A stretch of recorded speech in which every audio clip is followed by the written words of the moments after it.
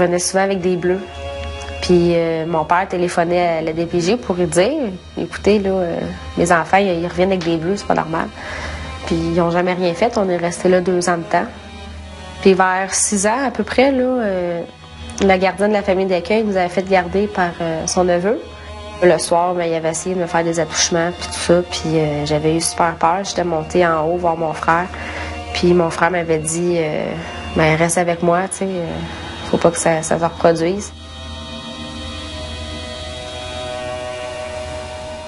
C'est un système qui se protège. C'est un système qui assure sa sécurité et son développement en premier. Et quand on essaie finalement de monter soit des reportages ou soit d'essayer d'avoir des témoins lors d'émissions, les gens ne veulent pas témoigner parce qu'ils ont peur de représailles. Ils ont peur de perdre leur emploi ou ils ont peur de se faire tabletter.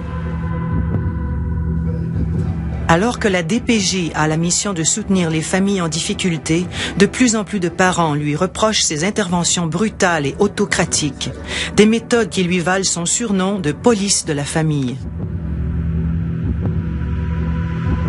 Quand ça fait pas leur affaire, là, ils peuvent te l'enlever ton enfant. Puis la DPJ, c'est la police des enfants. Eux autres, ils rentrent chez vous, là, de même, là, puis je t'enlève ta fille, là, ou je t'enlève ton gars. T'elle l'enlève ton gars, c'est pas long. Si tu veux pas, il appelle la police. C'est une travailleuse sociale. Elle a le droit de tout faire. La première intervention commence en général par un jugement. C'est un peu normal parce qu'il y a un signalement, on va à la maison, on juge si c'est pertinent ou pas. Donc c'est déjà faussé au départ parce que le parent donnera pas l'information requise et va déjà se sentir jugé. Et là, il y a une espèce d'escalade de jugement l'un après l'autre qui dénature, dans le fond, le type de soutien qu'on doit donner à une famille. La plus grande faiblesse de ces systèmes-là, c'est la qualité du lien à établir avec une personne. Normalement, les gens en difficulté devraient voir ou percevoir les gens qui viennent les voir comme des sauveteurs. Et les gens ont tendance à être perçus plus comme des pitbulls que des sauveteurs, et c'est pas normal, ça. Alors, c'est ça. Celui qui va avoir la décision, le dernier mot, c'est le juge. Alors, il va falloir que... Moi, mon rôle, finalement, c'est de te mettre en scène devant le juge. Essayer de voir comment que tu peux lui expliquer ta situation et essayer de trouver une solution là, qui va faire ton affaire.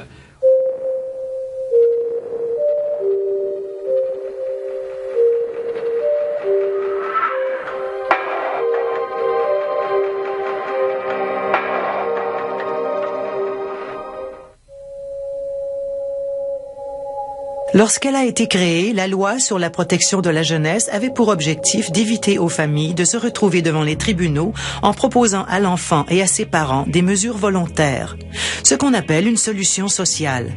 Or, 25 ans plus tard, près de la moitié des cas pris en charge par la DPJ sont portés devant la Chambre de la jeunesse. Le côté malheureux, c'est que le jugement, il vient souvent, même avant le tribunal, avant que le juge se prononce. Il est déjà jugé, il y a déjà un dossier de montée d'une part, puis d'autre part, il n'y a aucune préparation, puis il n'y a pas de dossier de montée.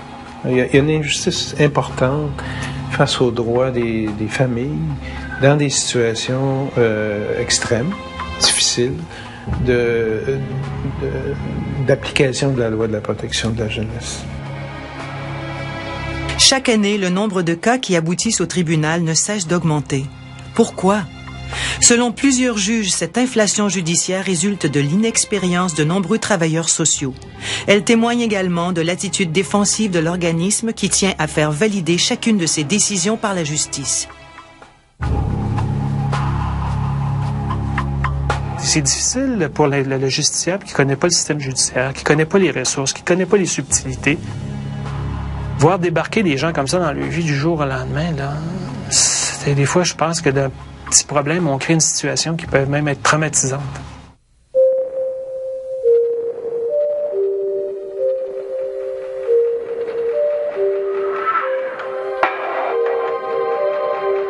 Quand on est arrivé à la nouvelle famille d'accueil, le gardeur, la gardienne nous a pas vraiment parlé à moi et mon frère. Elle a plus parlé avec la travailleuse sociale. Puis... moi, je trouvais ça plate parce que il n'y avait pas de contact, tu sais.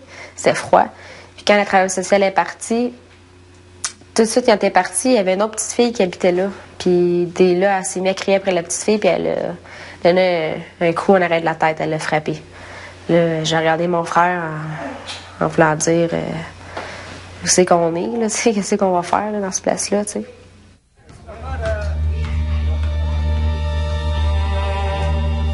Tout le monde est d'accord. Retirer un enfant à sa famille est la pire décision qui soit.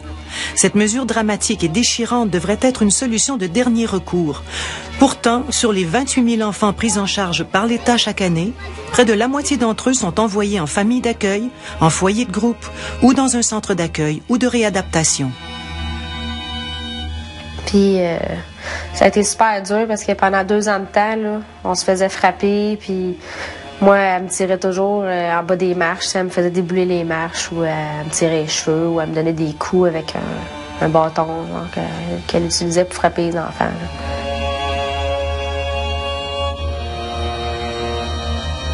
Puis mon frère, il téléphonait à la DPJ le midi à l'école. Il allait dans une cabine téléphonique, il mettait 25 sous. Là. Il téléphonait pour dire qu'on se faisait frapper, puis qu'on se faisait battre, puis ils n'ont jamais rien fait. Jamais, jamais. T'sais, on avait beau leur dire, là, puis même ma mère, elle essayait de leur dire, puis ils faisaient rien là, pour nous sortir de là. T'sais. Les enfants qui sont placés en famille d'accueil, en foyer de groupe, en centre d'accueil, temporairement, à long terme ou autre, pour toutes sortes de... Souvent, il y a une raison traumatique qui a fait que l'enfant a été placé, il a été abandonné, il a été abusé, n'importe quoi.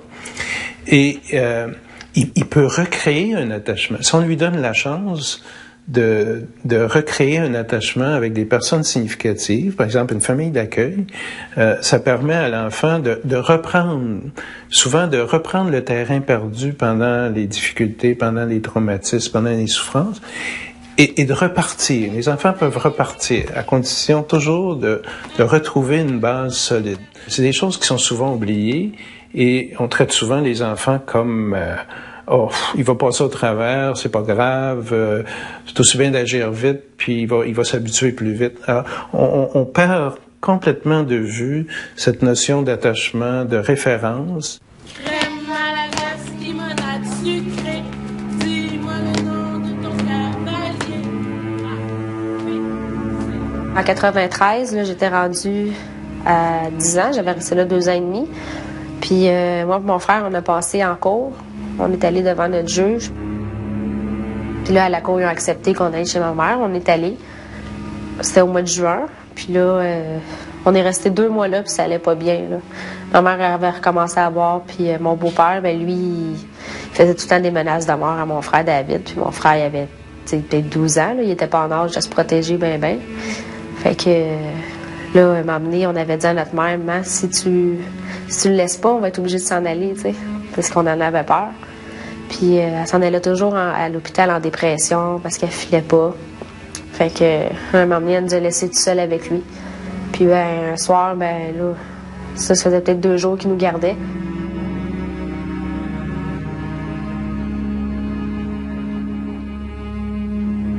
Puis ben ce soir-là, il m'a poignardé puis il m'a violé, là. C'est mon frère qui m'a sauvé, là, qui a appelé les ambulanciers puis qui m'a trouvé le lendemain matin. Fait que c'est grâce à lui si je suis là. Puis après ça, quand les ambulanciers sont arrivés, ben ils ont avec les policiers, ils ont arrêté mon beau-père. Puis moi, ben j'ai passé 3 mois et demi à l'hôpital.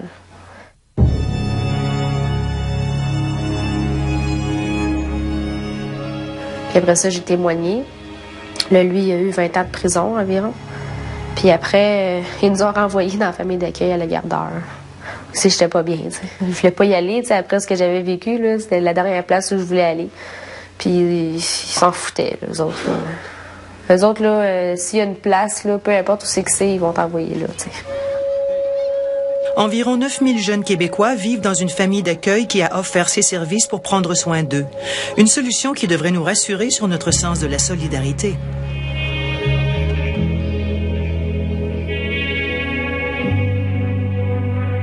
Ma mère